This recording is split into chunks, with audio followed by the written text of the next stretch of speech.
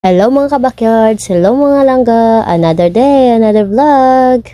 Ari naman ko dispunuan sa akong mga kapayas. Kay trip ko naman ang manguha sa mga dahon. Kay tungod ka mahal sang bubod. Te, antos-antos lang anay ako mga manok. Dahon lang anay kakapayas ang ako ni hatag sila. Tungod sa kadamuon sila, baho do hindi gid magwanta ang bubod. Te, amo lang ni anay hatag sila. Nami man kay para may tuka-tukaon sila. Para hindi man sanda maboring. Ang dahon man sang balunggay ginahatag ko. Te, bilib ka mo. Hindi lang man ang tag-iya mahilig sa mga utan, pati man ang manok mahilig sa utan. Te, amo lang ni anay subong Buwas naman manumdum naman ko kung anong i-content ko. Thank you for watching, good mga kabakyard.